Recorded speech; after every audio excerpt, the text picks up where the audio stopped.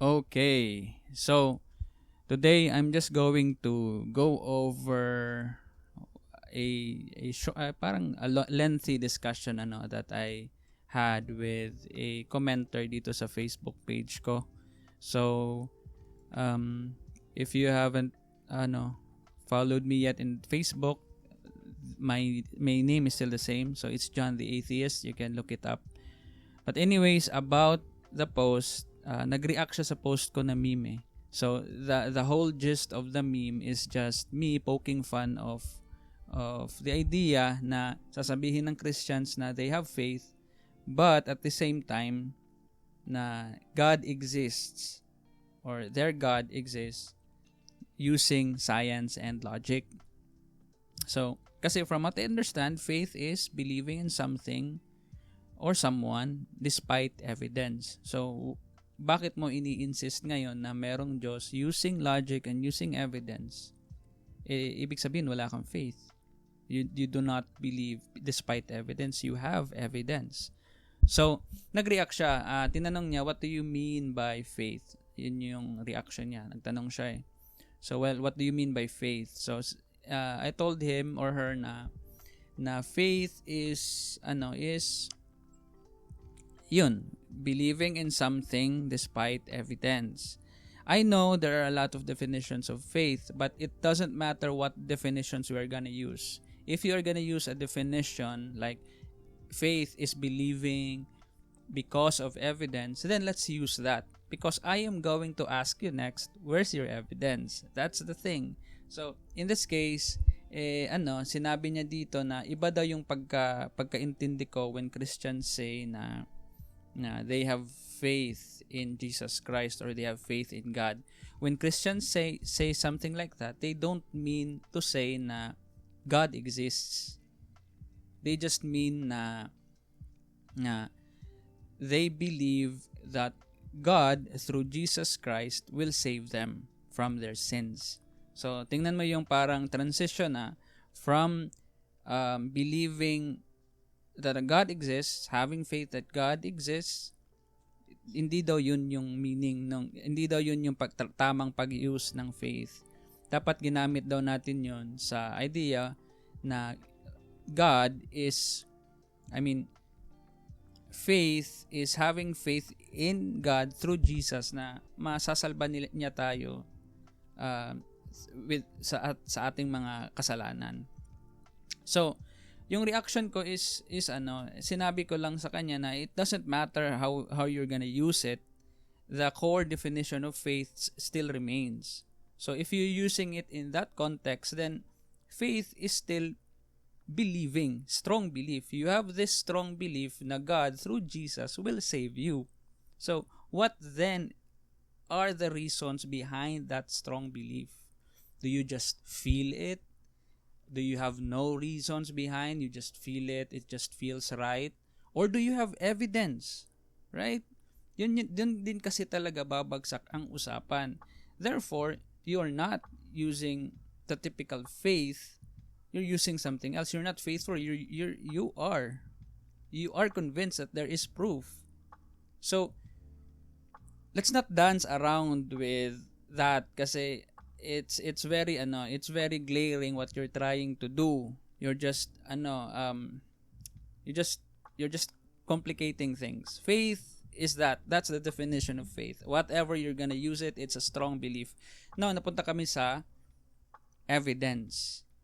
Sinabi niya na there are beliefs that require evidence, like gravity exists, Earth is not flat, but there are also beliefs that don't.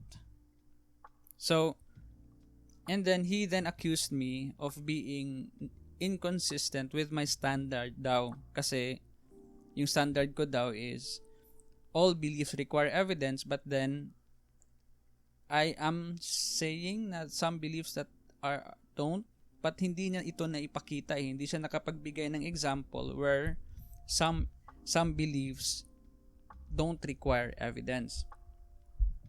So yun, ito yung gusto kong sabihin sa kanya, which is nasabi ko din through sa comments, na lahat ng beliefs, lahat, requires some sort of evidence or good reasons or logic or good arguments to be confident of that belief.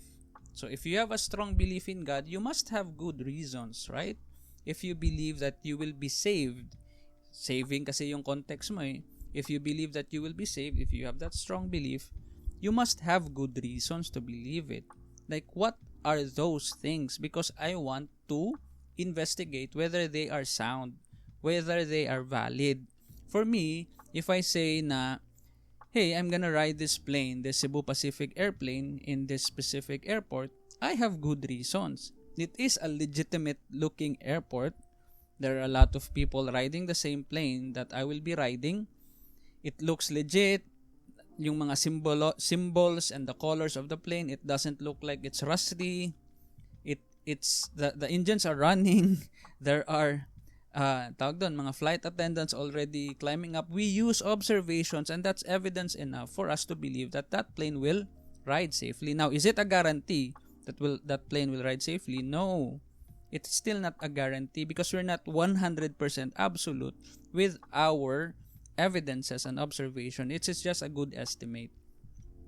So, kaya gumagamit ako ng evidence kasi gumagamit ako ng observations ko kasi I know na even though ginagamit ko na siya, I would still probably fail. There's still a room for failure.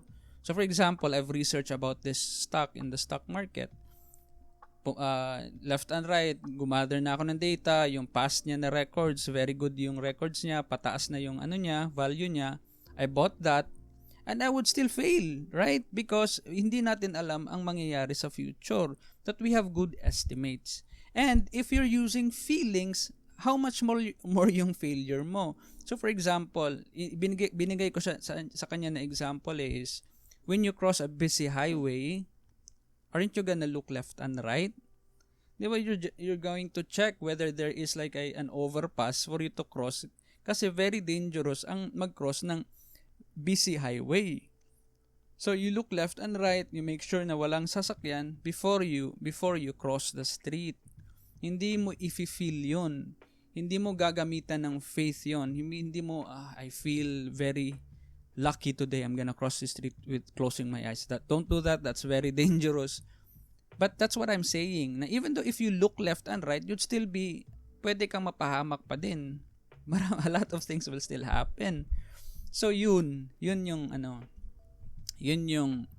that's what I'm trying to say. As much as possible, we use sound reasoning, logic, evidence, observation. We use scientific na mga methods to believe na magiging okay tayo.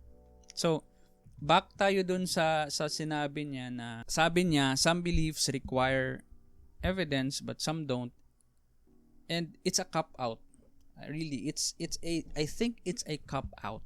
It's a way for you to shield your God away from critical thinking. That's what you're trying to do. Now, I appreciate people, I appreciate Christians, I appreciate Muslims who will argue using evidence. He will show you evidence, show you data na totoo ang Diyos. Eto, these are the evidences dyan. I appreciate you. But there are people who dance away from critical inquiry by saying na hindi natitest yung God niya. Hindi requirement ang mga evidence for believing in a God. And that's a cop out. It's you trying to dance around. It's you believing in an idea na pwedeng walang evidence ang isang bagay. Because give me examples of any kind of belief na hindi nagre-require ng evidence. Let me give you an example. When you believe that Duterte promised a drug-free Philippines na 3 to 6 months niya gagawin, did you believe Duterte? I didn't. Because that's impossible. It's counter to any available data that I read through. It's counter to available data. It feels good. Yeah, we can fight drugs now. We can end it. It feels good, let me support Duterte, but it is counter to what is available and I have knowledge of what can be done to solve the drug problem. But here they are, the DDS, who are angrily firing shit at you for being the opposite, for suggesting a different approach. So what happened with the drug war? Ang daming patayan, di ba? Just like what I expected. Ang daming biktima, just like what I expected. Did the drug problem ended? No, just like what I expected. And those people who are arguing in defense of the drug war, where are they? Do they have good evidence? They don't. They just feel it. I have strong belief that this will really happen. But look what happened. So that's what I mean. That's what I meant when I say na we need data. We can't rely. I could be wrong in saying that. All of the evidence says Duterte could be a fluke. Like Duterte could be a statistical anomaly. But turns out he's just one of the data now na failure na naman sa drug war. So yun, that's this kind of thinking is relevant to our society. You can use that same reasoning na merong things that require evidence, merong things that don't. No, everything requires evidence. Man, if you have a crush on someone and you want to know whether that someone has a crush on you, you need to get any kind of hints, like a stamp of approval talaga na gusto ka ng crush mo, hindi yung feel mo lang. 'Di ba? You need, even if you have a relationship already with your wife, you are doubting whether your wife is doing something bad or your husband is doing something that's off, you will need evidence. Is your wife or is your husband, does your wife still love you? You need evidence. Everything, man, everything. And yet, when it comes to your God, you suspend that critical inquiry kasi you want to shelter it. You put layers upon layers to shelter your God from inquiry and convince yourself, yeah, that's the reason why God is true. Even science can kasi wala tayong tools. But here's the problem. Here's the funny thing din. Okay, science can't touch your God. Hindi niya kayang maimbestigahan. Hindi kaya ng. But what methods are you using? I want to know, what did you use to arrive at the conclusion that yeah, God will save you. Through Jesus, God will save you. What methods did you use? Sinabi pa nga niya na isa sa mga good reasons daw is yung pagkamatay ni Kristo. I don't know how that's related to you being saved. Pagkamatay ni Kristo ang nabuhay? How is that related to you being saved? So, yun. And isa pang ginawa niya sa last is sinabi niya dito na I think we are confusing ourselves because we are talking about two different things. I don't think we're talking about two different things, no? Sinabi niya dito, let's say God exists.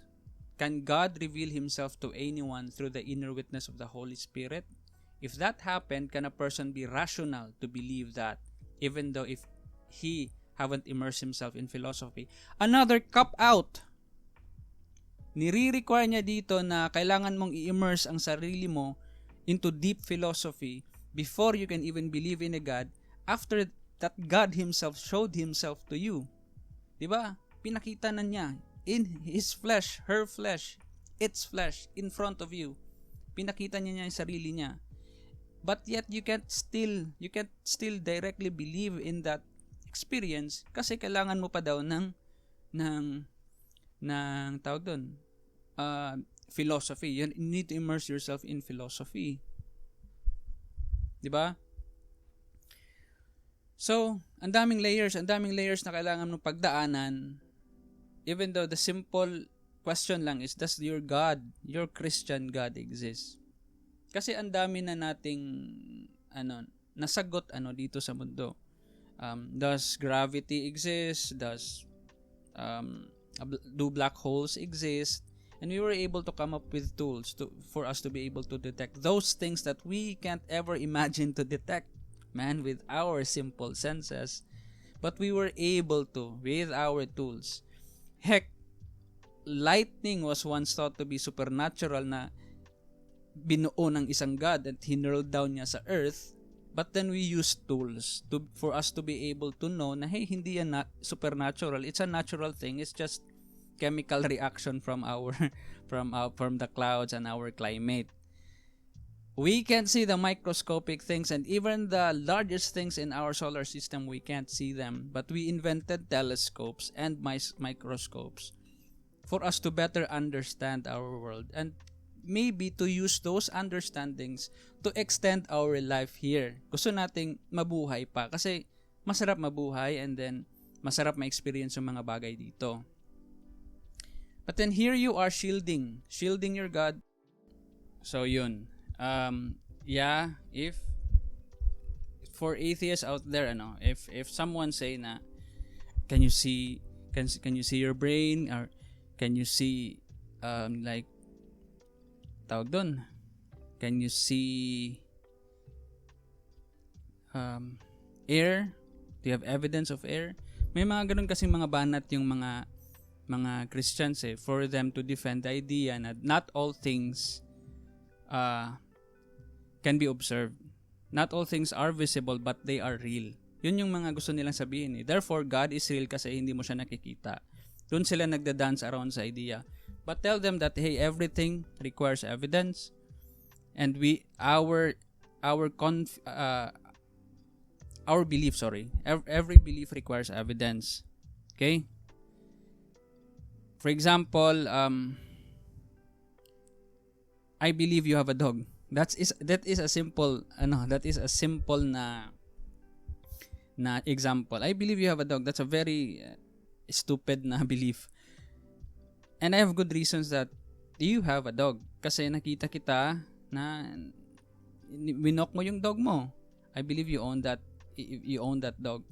And you are my friend, and you said to me last night that you just purchased a new pet. So something like that, we are using evidence. Simple things like that, we are using evidence all the time.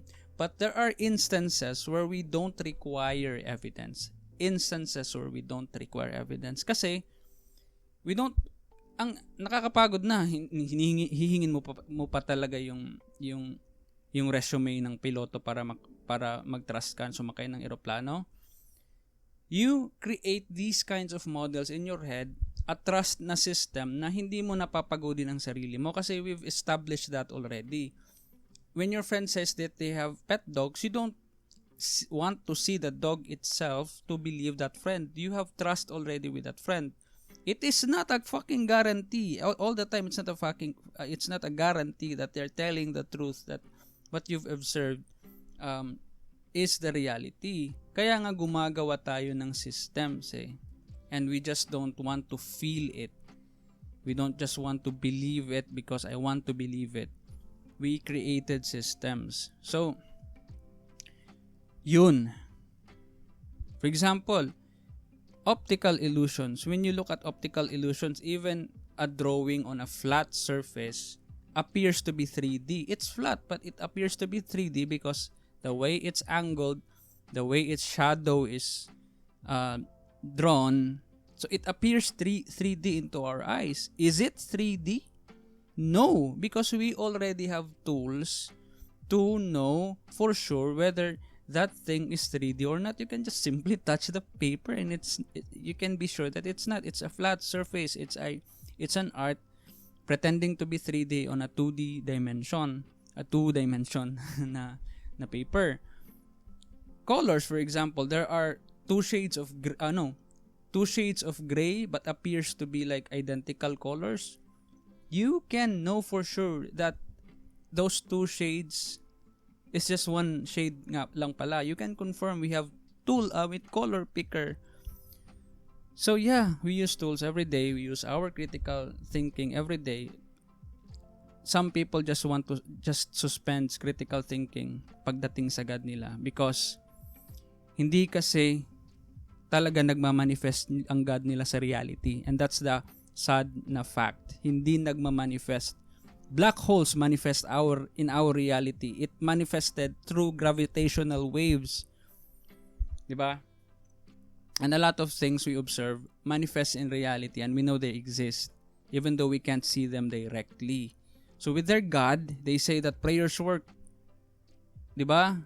They say that sinasabi nila pag gumawa ka lang ng mabuti, Ganito ang mangyayari sa buhay mo pag gumagawa ka ng masama. Ganito ang mangyayari sa buhay mo. But look at our politicians. A lot of them are corrupt but they're living the most luxurious life ever.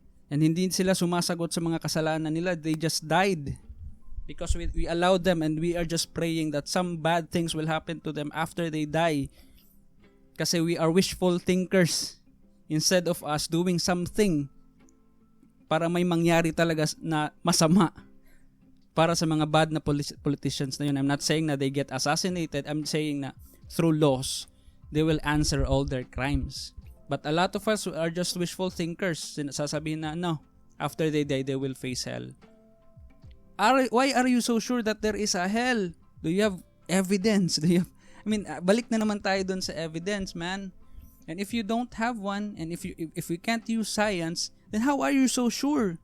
We can't even be 100% sure using science, and then here you are very confident with all your claims na hindi pala natin pwedeng maimbestigahan.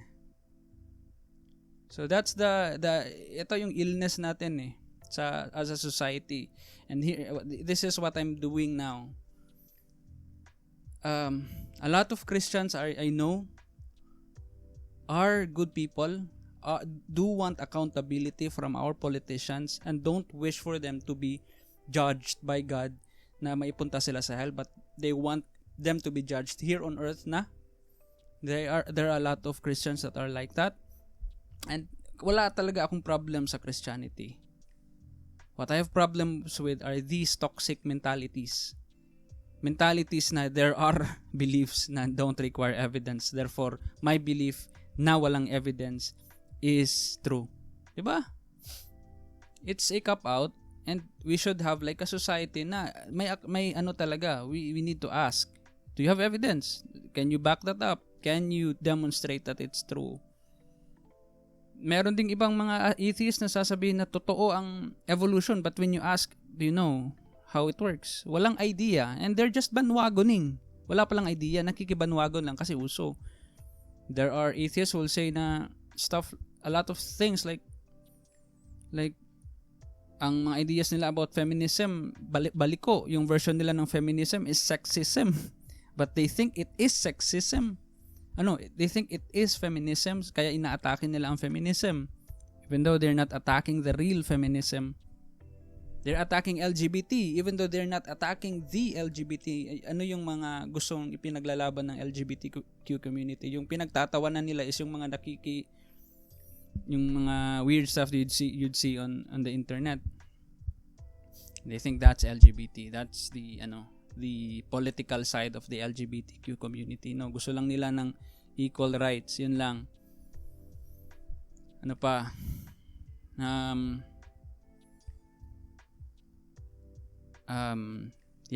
It is dangerous to have an idea na some beliefs don't require evidence. Kasi Kibuloy will flourish in that kind of setting. Kibuloy says that he is the appointed son of God and there's no evidence that you can throw at him that will disprove him. That's why he is thriving in that setup. Scammers can thrive in that setup because I can claim anything, any mumbo-jumbo that I feel like makes sense, pero hindi pala siya nagme-make sense sa reality. And I don't have to provide any evidence. I just had to say the word. I just have to be very convincing. I just have to be very cliche and magme-make sense ako. Let's always be critical, even with our own beliefs, even with my own stand, even with ako, I am a Lenny supporter, but every time na Lenny flops up, I would try to question, like nung nangyari na natag sila sa COA for not like updating. May COA instance ang kay Lenny na meron silang project sa Angat Buhay and then hindi updated yung reports nila sa COA. So they were tagged, they were questioned. Why was this delayed?